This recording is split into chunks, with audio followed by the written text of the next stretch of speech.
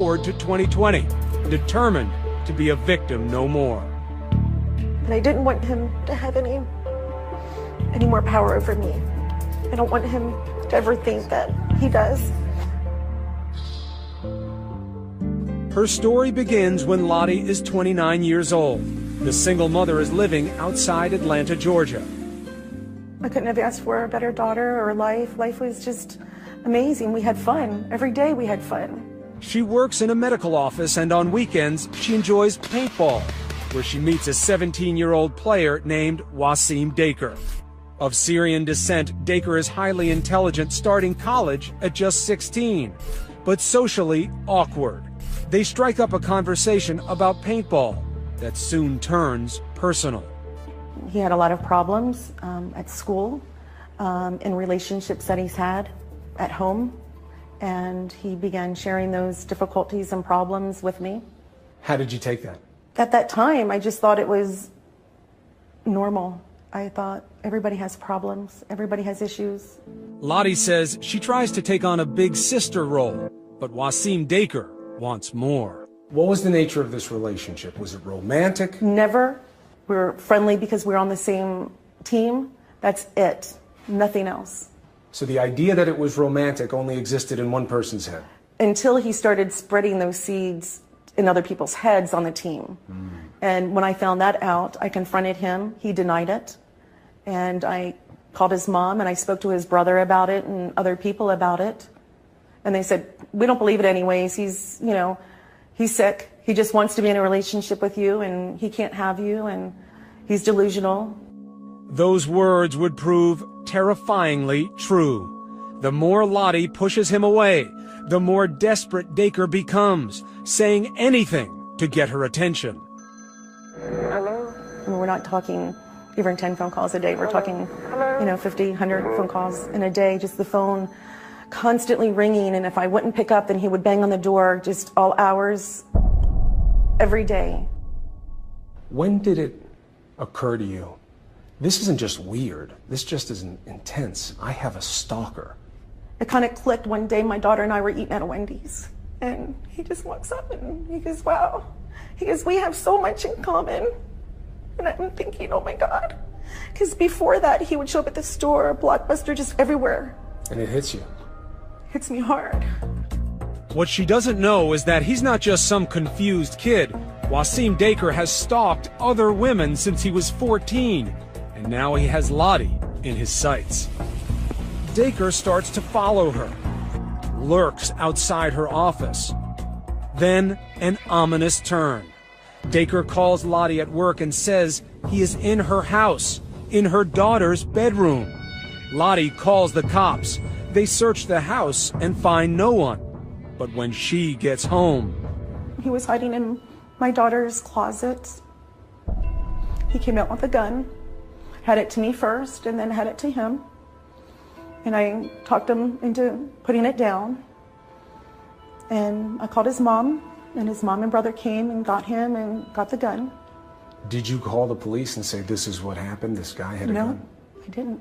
Why not? I wanted him to get help. I wanted him to stop, and his family constantly would reassure me that he would stop. Lottie records several phone calls urging Daker to get help. You need help. You need to be committed, okay? Because I need it to stop. I have been trying to help you. I don't want you to commit suicide. Then what? I need to ask you, do you want to help me? Yes. Do you want to keep me in a jail? But Daker is clearly obsessed. About the middle of February, it was really bad. Banging on my door all night, calling. It was really bad. And he threatened to my life and my daughter's life. He said that he could get away with a perfect murder. He went crazy. His relentless pursuit pushes Lottie to the breaking point. I was crumbling. I mean, my entire personality was changing. I was really depressed and didn't want to leave the house. I was tired. I could hardly even work at work because I would go days without sleeping. Because you were afraid of who was outside. He was outside. He was outside. He was there yelling, banging on the door. Finally, she calls the police. So you have him arrested, you have a restraining order, but then you decide not to pursue the charges. Because his mom called me and assured me that she would get him help now. I was not out to get him into trouble. I wanted just to be able to drive without him being there. I wanted to be able to walk in my door without my door banging a minute after I arrived or my phone ringing as soon as I arrived. I just wanted my life back. But it was not to be. Daker shows up at her office in violation of that order of protection. He is arrested and the court orders him to seek treatment at this mental facility. Lottie takes no chances and moves with her young daughter across town into this house to evade her stalker. Her downstairs neighbor is a flight attendant named Carmen Smith. She and her 5-year-old son Nicholas become much-needed friends. Our children played, whenever Nick and Christina were there, they played daily. I know that Christina just loved Nick, and I knew that Nick just really loved Christina. He'd always, every day, can I play with Christina? And it was nice. With Daker institutionalized, Lottie was just starting to feel safe. But that feeling wouldn't last long. I knew when he was released because he had gotten into my car and put the emergency brake up and slid my seat back. And I knew, oh my God, he's out. Detective John Dawes worked the case. Her car was broken into at her workplace in Fulton County, and that's where we believe he learned her address that she had written in an address book. Daker now knows where Lottie is, and in October, he takes it to a darker level. Unable to reach Lottie on the phone, he calls her friend, Carmen Smith. Her phone rang. She came running up the stairs, and I ran over and opened up the door, and she says, "Your stalker's calling me." Was Carmen worried? Oh my gosh, she was terrified. She was very, very scared. The stalking had been going on for almost a year, but Lottie could have never imagined what Waseem Daker would do next.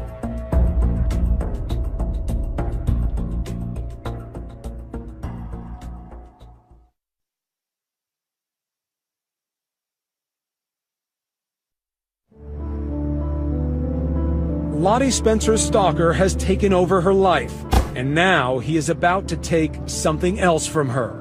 I get a call from my daughter. She is so hysterical.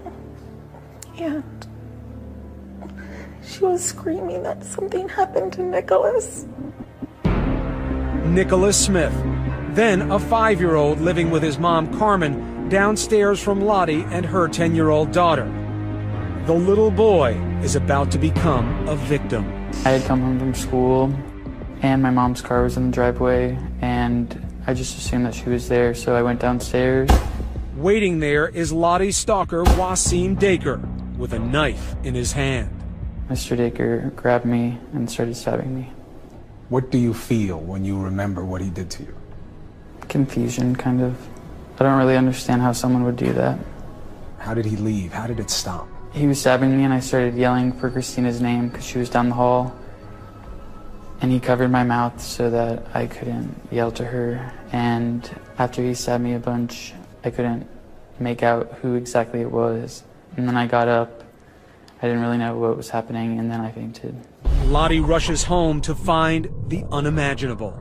I just saw blood, and then I heard sirens and ran to my daughter, and there was Nick, and he was covered in blood.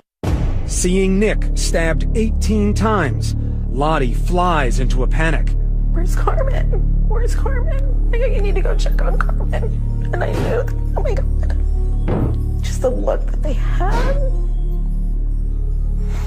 He said that she was dead, and I didn't even want to believe him. I said, I need to see. She's not dead. I just need to see.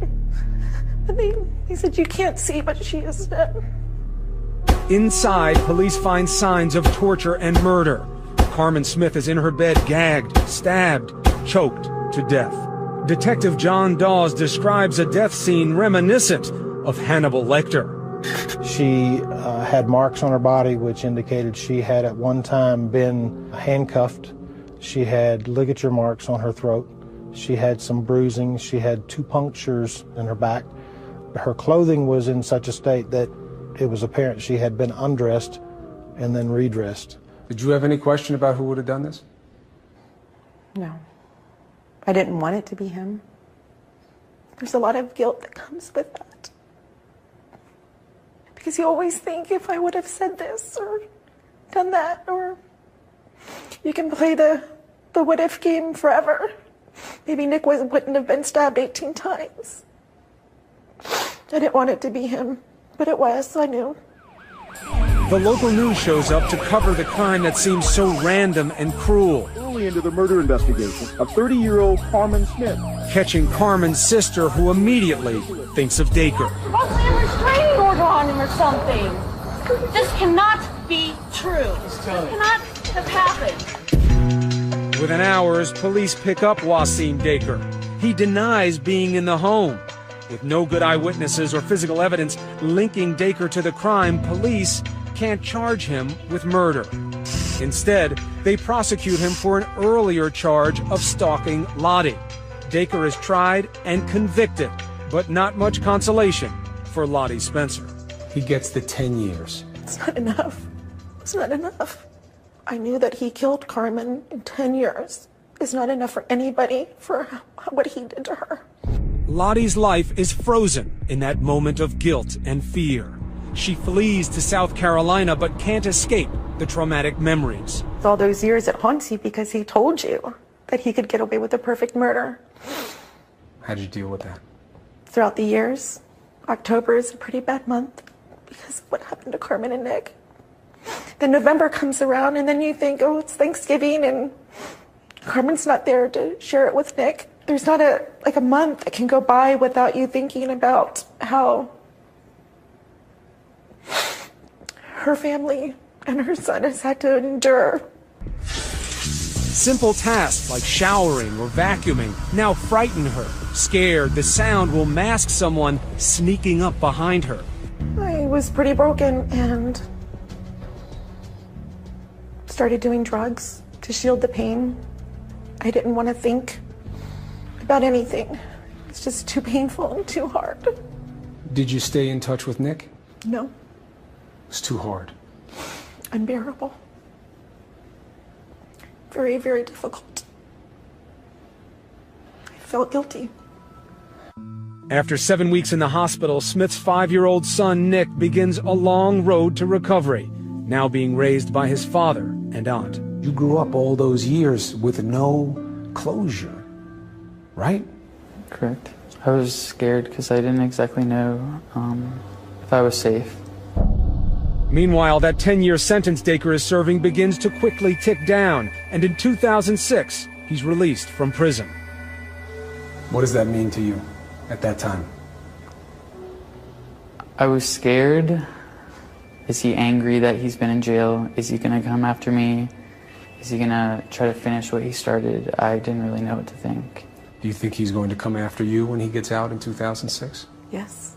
I think he's going to come after me and my daughter because he had made threats that he would come after us, my grandchildren, future children. So yes, of course. Did he reach out to you at all? No. Did you feel his presence? Yes. But while Lottie and Nick are dreading Daker's release, authorities are moving on the case.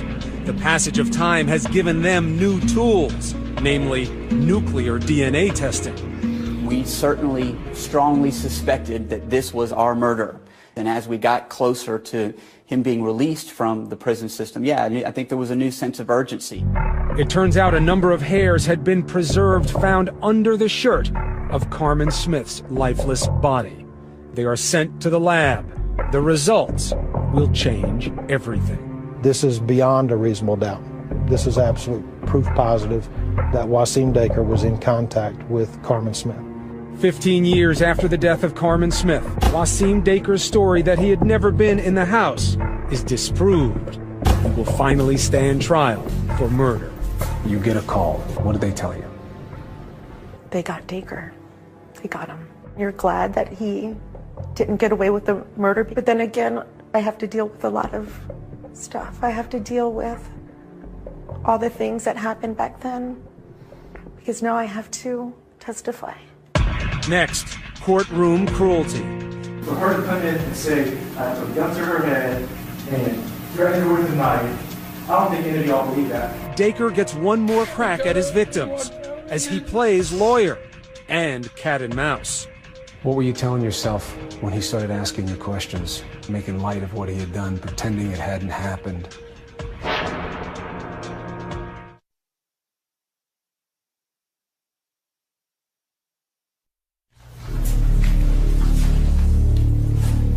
Waseem Daker is finally on trial for a brutal attack on a 5-year-old boy and the murder of the boy's mother. Prosecutor Jesse Evans says he is the worst kind of stalker, the kind that becomes a killer. What picture do you develop of Waseem Daker? A psychopath. I mean, you could go your entire career as a prosecutor and not come across somebody with the issues that he has.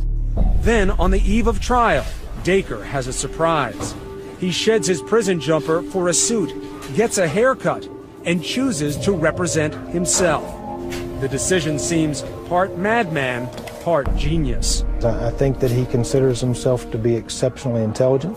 I think that he had a lot of time to peruse the case and decide that he could represent himself better than anyone else. And I think it also was driven by his opportunity to confront Lottie Spencer. My question is... During the 3-week trial, Daker is soft-spoken and awkwardly plays the part of counselor. He seems out of his depth, and prosecutors say out of his mind, as he argues he wasn't Lottie Spencer's stalker. He was her lover. Judge, she's alleging she's never had a relationship with me, and part of my... Because I'm not allegedly. I never had a relationship with you. Judge, can I speak without being interrupted by the witness, please? But Daker is also facing a couple of tough pieces of proof. First, proof he obtained disturbing materials before the murder. Books like Techniques of Silent Killing and Kill Without Joy. And many of those books are hauntingly true to what we saw in the scene, including using an ice pick. That's what happened to Carmen Smith. The assault on Nick Smith, he was grabbed by an arm from behind. That was displayed in the books. Even more damning is a crumpled-up letter Daker wrote to himself while locked up briefly before the murder. In it, he scribbles a threat to Lottie. She will pay for what she has done. That's what keeps me alive in jail, plotting to destroy her, though I will let her live. Prosecutors say it might be a hint at Daker's motive in killing Carmen Smith, an act of revenge against Lottie. Now the stalker has control of his victim once more in court. This incident where you allege the defendant put a gun to your head, when did that happen? It happened more than once. How many times? With the gun or the knife? Oh, there's a knife now. Tell us about the knife that you didn't tell us about yesterday. Tell us about it. Daker seems to enjoy badgering Lottie, who has her identity hidden from cameras, contemptuously asking her questions that he already knows the answers to. Ms. Smith was killed on October the 23rd, 1995, was she not? What does it mean to you when you learn that Daker has decided to represent himself? You know that he's enjoying every little word that comes out of his mouth. That he gets to stand there across from you after all the things that he did. It's torture. It's torture. The judge has set some rules for Daker. He cannot cross this line of tape on the floor, approach anyone, or handle evidence, including knives and an ice pick. But he still has plenty of opportunity to get inside Lottie's head. What other threats did the defendant make to you? That you'd kill yourself in front of me if I wouldn't talk to you. That you wanted to slit my daughter's throat in front of me. Keep going. What else? What other threats? Did the defendant ever threaten to kill you? Yes, you did. Did he ever threaten to kill your daughter? Yes, you did. What benefits do you think you wound up gaining from the fact that Daker decided to represent himself? The big benefit for us is he came off so creepy. Did he ever threaten to kill your grandchildren? Yeah, you did. Okay. It is surreal. Daker acting the cool counselor, referring to himself in the third person, as Lottie identifies him as a monster. a prosecutor's dream come true. Daker actually wants Lottie to recall each and every threat and seems to enjoy hearing Lottie analyze his disturbed personality. Any other threats he's made? Please share them. If you don't talk to me, if you don't forgive me, if you don't be my friend, I'm so sorry. I'm going to kill myself. He was very manipulative, and yes, I should have never dropped any charges on you. Never, and I regret that each and every day. Are you done? He was calm as a cucumber. He has no emotions, no feelings, zero. Zero. Was there any indication that the defendant had been in your home? Yes. Carmen's dead. What else other than... Nick is stabbed. You were there. Judge, this is totally unresponsive to the question. You seem to change over the course of going back and forth with Daker. You seem to kind of find a resolve in yourself. I could tell that he was really enjoying it. And I didn't want him to have any more power over me. You said that if I even told or even pressed charges, that you were going to ruin me, that you were going to let everybody see my journals. So after the defendant put a gun to your head, you chose not to mention this fact to the police because you were scared the defendant would expose your journals. My whole objective throughout the whole course of your harassment and your stalking was for it to stop.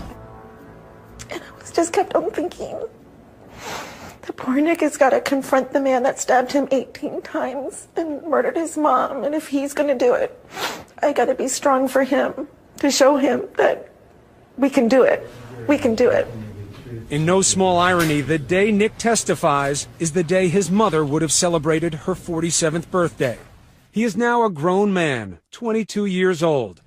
The person in the room grabbed me and started... But on the stand, he relives being a little boy, stabbed by the man in the black mask. And they covered my mouth and then kept stabbing me, and then... Unmoved, Daker immediately tries to poke holes in Nick's story. Do you remember telling Detective Randy Harris and Detective Mary Finlayson that you could see the attacker's eyes?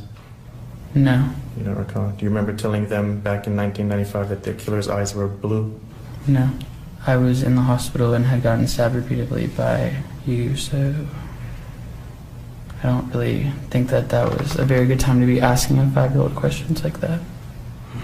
Did you feel victimized again by him?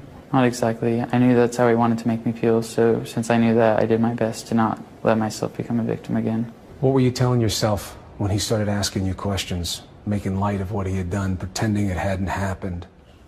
Well, he was pissing me off, the way that he was asking me questions. Do you recall that statement? He was trying to confuse me and make me remember things that I didn't remember. For Nick, he literally wound up facing down the boogeyman. I mean, this is the monster from his childhood nightmares, who he knew was real. He didn't know where he was. We tell our kids there's no such thing as monsters, hoping to comfort them so that they'll feel safe in their home. And then you have a person like Waseem Daker who's proof positive that that's not entirely true. Then there's what prosecutors call the smoking gun, hairs found on the dead body of Carmen Smith. Daker said he had never been in the house, yet the DNA tells a different story. We have a hair linked positively to him with DNA science, not just on the deceased victim's body, it's under Carmen Smith's shirt. It was the nail in his coffin. But Waseem Daker will give a closing argument that exposes weaknesses in the prosecution's case and could set him free. I didn't even know Carmen Smith was killed. I have never in my life put my hands on her or any other woman.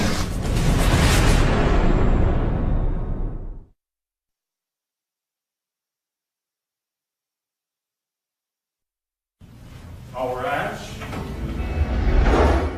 It took 17 years to bring Waseem Daker to trial for murder, but only 4 hours for the jury to return a verdict just this past Friday. We, the jury, find the defendant, Waseem Daker, guilty as to count 1, malice murder. Guilty on all 11 counts. Guilty of killing Carmen Smith, stabbing her son Nick, and the tormented stalking of Lottie Spencer. Tell me about getting the word about the verdict. It was amazing. It was amazing because it was as if all this heaviness on my heart just was released. Outside the courthouse, Jim Horan, Nick's uncle, thanks the jury for seeing the truth. She was taken from us way too soon by a savage monster. Today's not a great day for our family. It is just another day without our sister, our mom, our daughter, Carmen. So what would be the punishment for Waseem Daker? At Monday's sentencing, Nick reminds the court of the damage done. His mother taken, his body scarred by being stabbed so many times. When Waseem Daker took my mother's life and stabbed me, my life was put on hold. And in my eyes, it's always been in his hands. Nothing will ever bring back my mother, and I will always be branded with his rage on my chest. But maybe now I can start anew. I love you, Mom. What did you want him to know? That he didn't break me, and that he might have tried to ruin my life, but he didn't do it. What do you want him to know about your mom? That she's still around, kind of, and that he can't steal memories from me or my family members or her friends, and that he's not as powerful and smart as he thinks he is. Still in character, though no longer in a suit, Waseem Daker insists he was wrongly convicted. I did not kill Carmen Smith. I did not stab Nick Smith. I hope that one day the truth comes out, because this is not it. But Judge Mary Staley has none of it. Given the chance, you would do untold evil. Because I see that as what you are. You'll receive a sentence of life in prison plus 47.5 years. And I hope you never leave prison, because that would be just. All right, take him back. Lottie feels relief, but also immense guilt. She hopes others will do what she did not. If anybody is in a similar situation of being stalked and you feel uncomfortable in any way, your no should be no. Call the authorities immediately. Don't let it linger, because it's not going to stop. No matter what you do, no matter what you say, there's nothing you can do to stop somebody that is so adamant about stalking you. There's nothing. Only the police can intervene and stop it. It was at once the end of a trial and the closing of a chapter, allowing two lives that have been frozen in time to move on. For Nick Smith, this is the first time since he was 5 years old that he says he can live without fear. Now I kind of feel like there's no limit to what I can do. I don't feel like anyone is controlling my life. Lottie says after Daker was sentenced, she was able to do something she hasn't done for years. What is different on this night? All these years, I've always woken up early. Me sleeping in is just laying in bed until 6 o'clock in the morning. That Saturday, I woke up at 10:30. I took a shower, which is one thing that it's been difficult to do, but not anymore. He's gone. This is a good step towards the healing process for the both of them. I was dealing with two soft-spoken, kind of timid individuals when I first started talking to them in 2010. And by the time they came through the trial process, you're dealing with completely different people. They found their voices again. They found their strength. The trial brought Lottie and Nick back together after years of trying to forget. Now, they will move forward together. What do you take from all of this? That despite horrific incidences in one's life, you can still go on with life and be happy. I'm stronger today than I ever have in all my life. Even through the tears, I'm a strong woman. It's that old coarse expression, don't let the bastards keep you down. Yeah, and he can't.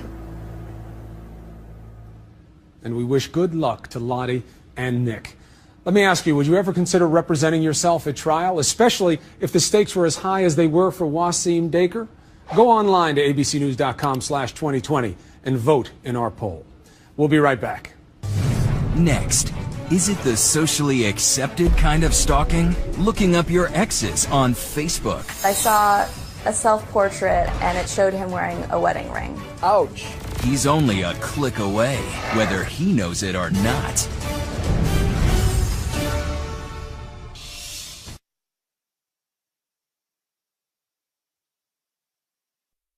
Okay, time for some true confessions. Have you ever looked up an ex on Facebook? Be honest. You might just call it checking in. Others might call it surveillance. Whatever you call it, a third of us do it. Now, of course, there are always people who want to get a little too up close and personal to celebrities, but what about what is being called social stalking? Looking up someone who may have dumped you. Have you done it? You may have and not even know it. Take our test and see if you are a little bit stalker. Here's Jay Shadler. In our celebrity-drenched culture, it's a sad but not altogether surprising fact that sometimes fascination warps into obsession. This man kept a video diary as he constructed a bomb to send to pop singer Bjork. Look at this beautiful face. I'm just gonna have to kill her. First, let's get right to that frightening alleged stalking incident involving Miley Cyrus. Just this past month, police responded to a 911 call of a prowler at the Hollywood home of Miley Cyrus. Keep your hands up, walk towards us. Now, Cyrus has been the target of stalkers before, but this time, the fella actually insists he's married to the starlet. I am. He has since pled not guilty to trespassing. Back in January, a fan-turned-stalker breaks into Mila Kunis's Los Angeles house. She isn't there, but the police say the stalker, named Stuart Dunn, proceeds to call her place home for the next 2 weeks. The police are telling us they're calling him a stalker. But it's a dangerous stalker because anybody who breaks into your house, is not just standing there trying to get an autograph. A few months later, the same guy shows up 3 days in a row at Kunis's Beverly Hills gym. Kunis is terrified, Dunn is jailed, and later pleads not guilty to stalking charges. The paradox of all this, of course, is that celebrities want attention, just not the freaky kind. But now the new social media universe only complicates matters. I even love rehearsal. Suddenly, the mundane musings of your favorite star explode on your Twitter account. Going out tonight, it's going down. Pictures of how Taylor Swift spends her free time are on Instagram. Katy Perry details her night out on Twitter. And the Kardashians, well, some would say that they're practically stalking us. Someone, somewhere, is always watching. Today, news broke that tennis champion Roger Federer has become the target of an online stalker. Social media has thrown privacy into a tailspin. Psychologist Seth Meyers. There is so much information that people are able to get their hands on that it can really take the fascination to a level that becomes destructive. Occasionally, social media becomes the method for a true stalker's madness, and the targets are not just celebrities. Imagine you're home alone on Facebook when suddenly a death threat message appears. This isn't a movie plot, and 17-year-old Kaylee Boggs is not a celebrity. He said I had 2 weeks left to live before he brought me from point A to point B. For months this summer, Kaylee received these horrifying and relentless threats from an anonymous online stalker. But it was just very nerve-wracking all the time. Like, I never went anywhere by myself. Last month, police arrested 20-year-old Craig Wyatt Jr. Through Facebook, emails, and cell phones. Police say he had been haunting Kaylee and more than 24 other women. Craig Wyatt may have thought it was a joke, but it definitely wasn't a joke to these victims. They took it very serious. So did we. While Wyatt's case is obviously extreme, most of us understand the addictive quality of surfing social media. And it turns out the internet's voyeuristic appeal can bring out a little bit of the stalker in all of us. In fact, Facebook stalking is a growing trend. Many of us have done it.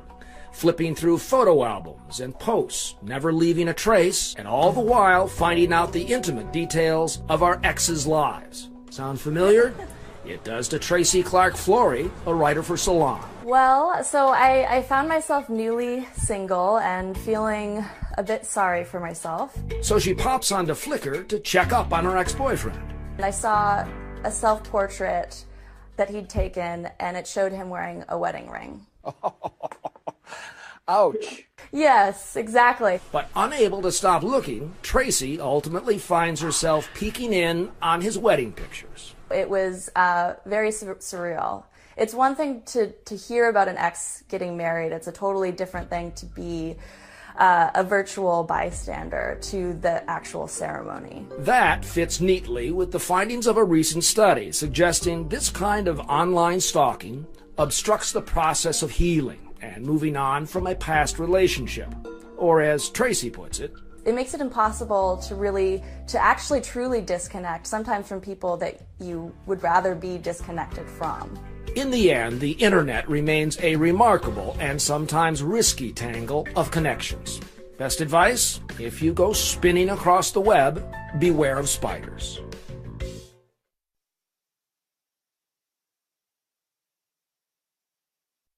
So tonight we've seen people go to extremes, sometimes dangerous, even fatal extremes.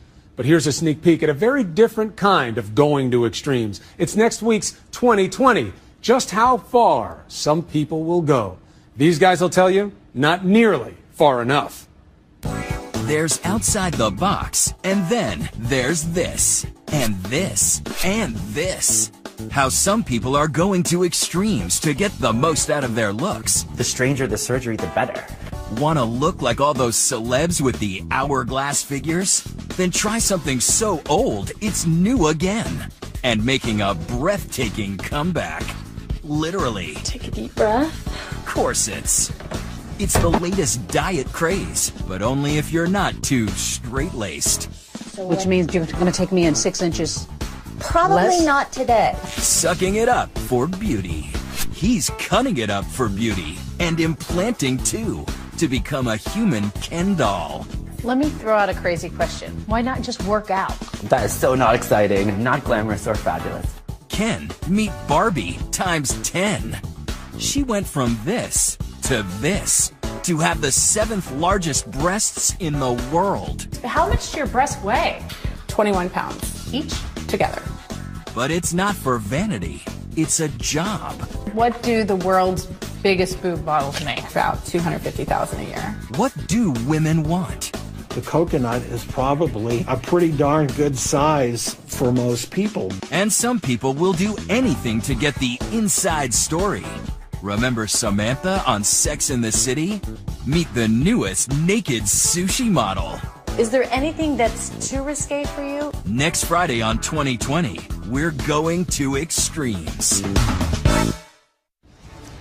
And that is our program for tonight. But stay tuned for Nightline after your local news. I am Chris Cuomo, and for all of us at ABC News and 2020, have a great weekend.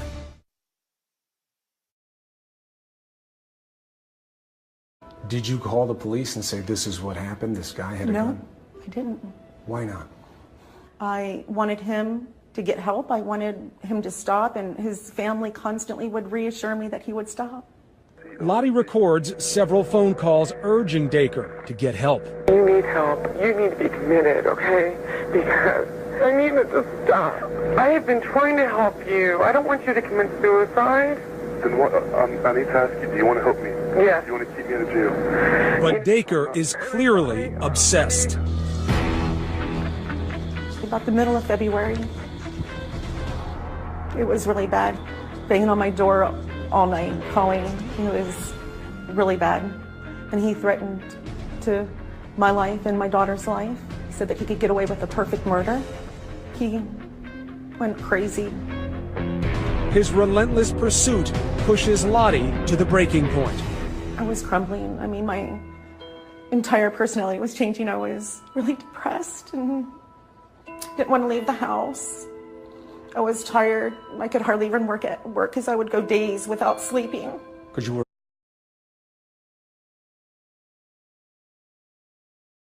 forward to 2020, determined to be a victim no more.